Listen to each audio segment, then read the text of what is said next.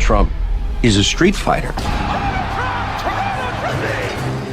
Donald Trump learned a crucial lesson as a child. Do whatever you have to do. You say whatever you have to say. Winning is everything. Donald Trump is a major deal maker, and he has made his money mainly from Manhattan real estate. Trump, Trump, Trump, Trump, Trump. His name is his power. You realize what Americans really loved was celebrity. If you were a celebrity, everything was possible. You're fired. You're fired. You're fired. And if people mocked him, Donald Trump is here tonight. He certainly would bring some change to the White House. he should fight back. I am officially running for President of the United States. Here comes the war of the Trumps. It was war, and they were determined to win it. You don't know what he's going to do next. You don't know what's going to happen to him next. This isn't another video about Donald Trump's time as president. There are hundreds of those. Over the years, I've surprised a lot of people. The biggest surprise is yet to come. This is the story of how Donald became Trump. Of all the men who've influenced Donald Trump, none have had a bigger influence than his father. Fred Trump was born in the Bronx to German immigrants Frederick and Elizabeth. After he finished high school, he took a job as a carpenter's assistant. He liked the work, but he wanted to be the boss. So when he turned 21, Fred incorporated a company, E. Trump and Son, named for his mother, who started the company before Fred was old enough to run it. During the Depression, Fred almost went out of business, but before he did, he got his big break. Fred built one of New York City's first modern self-serve supermarkets and sold it for a profit. He and his business partner used the profits to buy a subsidiary of a bankrupt real estate company for pennies on the dollar. That subsidiary gave them easy access to a bunch of properties that were nearing foreclosure. Fred bought them low, sold them high, and made enough money to turn E. Trump and Son into one of New York's biggest real estate companies. He passed his success on to his children. Donald and his siblings grew up in a house that had 23 rooms, and the family chauffeur drove them to school every morning. Fred also passed on his ruthless streak. Throughout Donald's childhood, his father always gave him the same advice: work hard, don't be weak, be a killer. Donald took it to heart. He bullied his classmates. He even bullied his younger brother. One day, he threw an eraser at his teacher. Fred immediately took action and sent Donald to a military boarding school upstate. It was a tough, competitive environment, but surprisingly for a rich kid, Donald thrived. He excelled at several sports and was named captain his senior year. In the yearbook, he was named Ladies' Man. Years later, Donald would credit his time at boarding school with teaching him the discipline he needed to succeed in business and politics. But he knew that discipline by itself wasn't enough. So he went to college, 2 years at Fordham University before a transfer to the University of Pennsylvania's business school. After graduating in 1968, Donald Trump joined his father's company. The first few years weren't glamorous. Donald and Fred had to roll up their sleeves and turn around some housing projects which were losing money. For Donald, it was an early lesson. Just because he'd been given lots of advantages, he still needed to work for his success. After a 3-year apprenticeship, Donald became president of the company. The torch had been passed from father to son. One of his first moves was to rebrand. E. Trump and Sons sounded stale and old-fashioned. A modern real estate business, led by a dynamic young entrepreneur, needed a glamorous name. So Trump rebranded it to the Trump Organization. It was an early step in the evolution from Donald to Trump.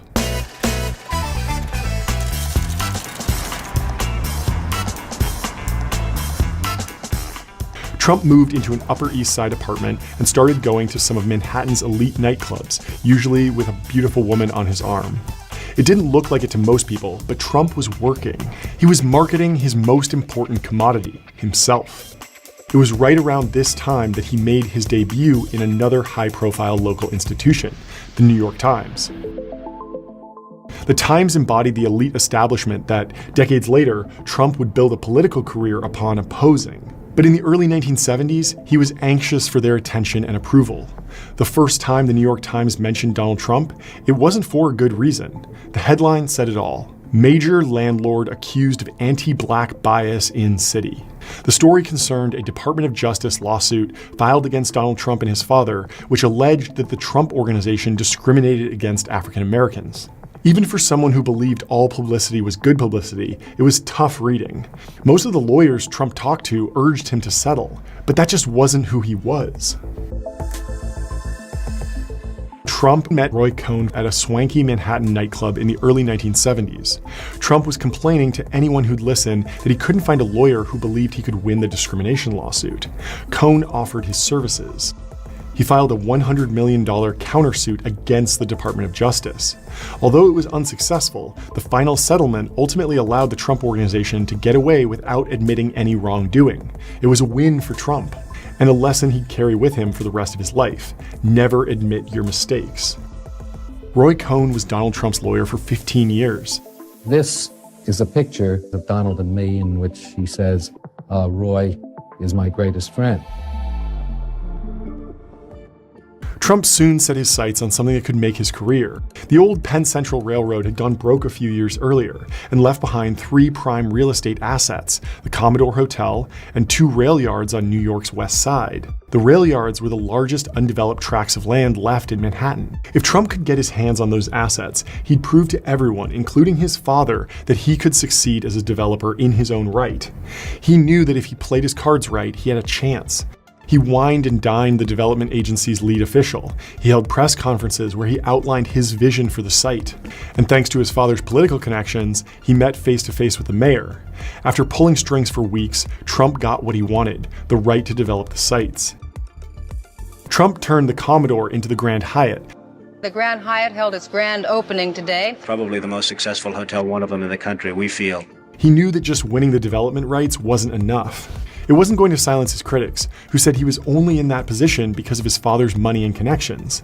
And it wasn't enough to satisfy his own ambitions. If he truly wanted to be the king of New York real estate, he had to build. And not just anything, something big. So Trump swung for the fences. He promised to build 20,000 apartments on the site, more than his father had built in his entire career.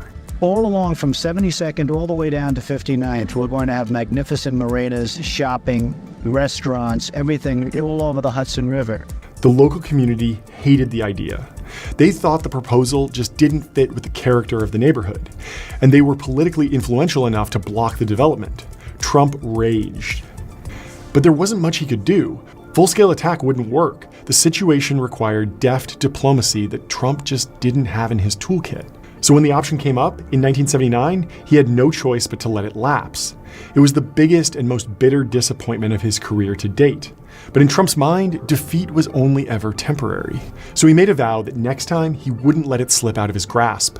In the meantime, he had other things occupying his mind. Ivana Marie Zelnikova was a tall, striking blonde with an exotic backstory. A competitive skier and child actor, she married a childhood friend so she could use his Austrian citizenship to escape the Eastern Bloc.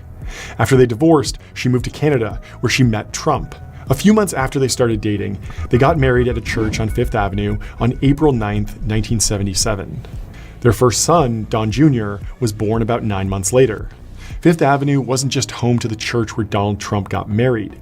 He also wanted it to be the new headquarters of the Trump Organization. Trump had dreamed of building a tower on Fifth Avenue since he was a kid. To him, it represented the peak of glamour and power. The site he wanted was occupied by a luxury department store. In order to press his case, he kept calling and calling the parent company asking if they were interested in selling the site. They thought he was joking. But he was serious, and he wasn't going to give up. Finally, after a couple years, the parent company's new chairman, who was looking to pay down some debts, said yes. Bonwitz is being sold to Donald Trump. Trump secured the site, but that was only half the battle. He still had to persuade the approval committee, which was made up of the same sorts of people who'd blocked his plans for the rail yards just a couple years earlier. Trump needed a different approach. So this time, instead of aggression, he pointed to the fact that reputable architects liked his plan design. Not everyone was persuaded. The media class hated it. The construction of Trump Tower marked another big step in the journey from Donald to Trump. This is the greatest skyline in the world, so this is a great addition to New York skyline. The completion of the tallest concrete building. And it marked the beginning of what would prove to be a highly successful decade. Hello, welcome to the 80s. Ronald Reagan, the next president of the United States. Introducing Macintosh. We have a new formula for Coke. That's the dumbest thing I've ever heard in my life. I die on the crosses. Take me, Philip, Charles, Crawford, George. The murder of John Lennon, one of the most influential people of this time. Gorbachev teared down this wall. The 1980s were tailor-made for Donald Trump. Greed was good, and Ronald Reagan proved you didn't need to be a career politician to become president. Only in the 1980s could Trump go from being a real estate developer to a national celebrity who bridged the worlds of finance, entertainment, and politics. Well, there's a lot of coverage in that. The newspapers and magazines which had made fun of him were forced to cover his rise. He became a frequent guest on talk shows, whose hosts liked his charisma and his willingness to talk about all sorts of topics. Opening a casino added to Trump's opulent glamour.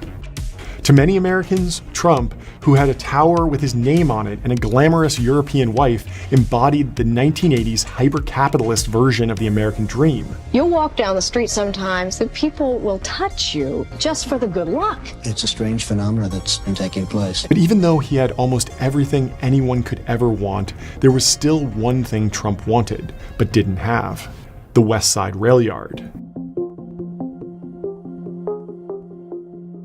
After Trump was forced to give up the option half a decade earlier, it had been taken over by a friend of his father's, a man named Abe Hirschfield. Although the redevelopment plan was approved, Hirschfield couldn't finance the project. It was partly because he had made too many concessions to the local government. But mainly, it was because Donald Trump was working hard behind the scenes to make sure he didn't get the money he needed. When Hirschfield eventually walked away in frustration, Trump bought the development rights and a second chance to move out of his father's shadow once and for all. The week before Thanksgiving in 1985, he announced his plans. The site would house nearly 8,000 apartments and condos, and about 600 football fields worth of TV and movie studio space. Trump wanted to call it Television City. Donald Trump would like NBC to move to this site on the west side of Manhattan. Why is it so important that NBC stay in New York? Thousands of jobs, hundreds of millions of dollars in taxes, and perhaps almost as importantly, and maybe more importantly, NBC has a name, an image, a prestige that you really just don't get with another company. Once again, the local community stood in his way. But Trump soon realized that his most formidable opponent wouldn't be local residents. It was the mayor. Ed Koch was Trump's mirror image. Each man wanted the same thing. They wanted New York City to be the greatest city in the world, and they wanted to be the main character. But they went about it in very different ways. Koch was a Democrat who described himself as a liberal with sanity. He despised the way Trump constantly tried to strong-arm the state into giving him tax breaks while turning the city into a playground for the ultra-rich. But he was growing increasingly dependent on the tax revenues that Trump and other rich developers brought in. Trump, meanwhile, hated anyone who stood in his way. I hope that New York City has a different mayor at some point, because I think Ed Koch is a total disaster. He's been a very bad mayor for the city. The two men had already fought a long battle over the tax status of Trump Tower. Television City was the next battlefront. How have you the chutzpah to say that this government has been anti-development? That's an outrageous comment on your part, and I can prove that you're wrong. Koch refused to give Trump the tax breaks he wanted. I would say he's got no talent and only moderate intelligence. If I've done anything, I've gotten NBC focused on by the city of New York, and I think that's very important. I think it's vital. Trump again found himself in the uncomfortable position of being powerless.